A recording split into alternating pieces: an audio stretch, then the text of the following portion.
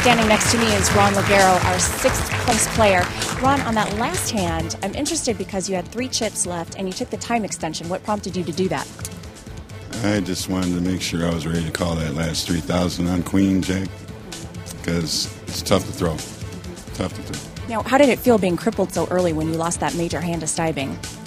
Oh, it did not feel good. Basically, I shouldn't have called. Should have known better. Didn't put him on the straight. We all make mistakes. Well, thanks. We enjoyed having you here with us at the Poker Dome. John? Thank you very much, Nafisa. All right, let's take a look at that chip count as we speak. Rodney Steibing on top, 93,000 in chips. Steibing out of Louisiana. And on the bottom, Mark Squeaky Deacon trying to make some noise and earn his way back up the ranks. John, speaking of making noise, Deacon hasn't raised a single pot pre-flop. He's seen 6 or 7 flops, right, but he hasn't raised yet. Fold. The passive play not paying off thus far. Fold. And did Ang turn in those 10s last time he had them? Because he's got them again. Check his sleeve, his short sleeve.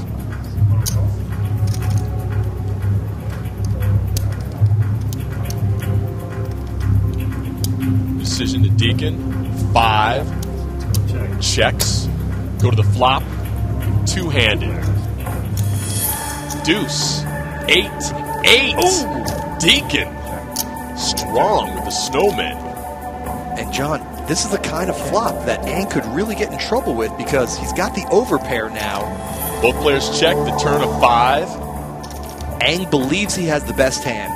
He's going to bet it for value, not knowing that Deacon, the short stack, has tripped up. Will Deacon raise this or merely smooth call? What do you think, Michael? I think he should raise here. Call. But what do I know? He merely calls this one. And the reason why is because if a scare card comes on the end like that, now I think it's going to be very difficult for Deacon to get extra value. Well, full house, 8's full of 5. Yeah, and Ang actually liked that last card. He figures, well, that can't help my opponent. Deacon needs to go all in here. Time running down. He just called. Makes the call on a power hand. Apparently he was concerned that Ang had 4 5s. Well, Deacon seems happy with the 32,000 chip pot, but he could have gotten much more out of that. Or at least tried to. At least attempted to. I would have guessed probably Ang would have made the call. I'm like you. I think Ang believed he had the best hand until he saw Deacon flip those over. A 32,000 chip pot for Deacon, helping him push back up. Raise to 8. Fold. Davis raises with the best hand. I'll fold. And his countryman, Deacon, departs the premises. Give me some of them chips, pops. You sound very cultured when you throw in that English accent. Very nice. It's a trick. Yes. Okay, 3 and 6,000. John Davis. Couldn't call you with a 2-8. No, not against. A winner there. Yeah. Get my chips away. Not a lot of chips. At this point, you'll take everything you get your paws on. The blinds going up 3,000 and 6,000.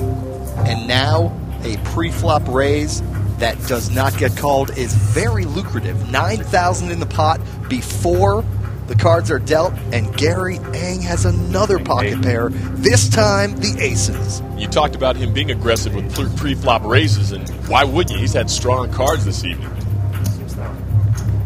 I'll fold. The question is, does Ang get action on the ace? Anger Banger, his friends call him because of his volleyball prowess. To the flop, 8, 3, 4. Ang still well in control.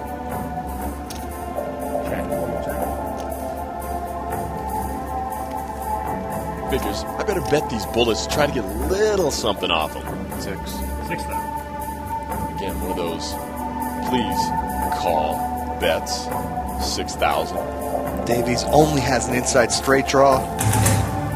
Gets out of the way. Gary Ang, our youngest player at the table at 21 years old. A serviceman. Winning another pot.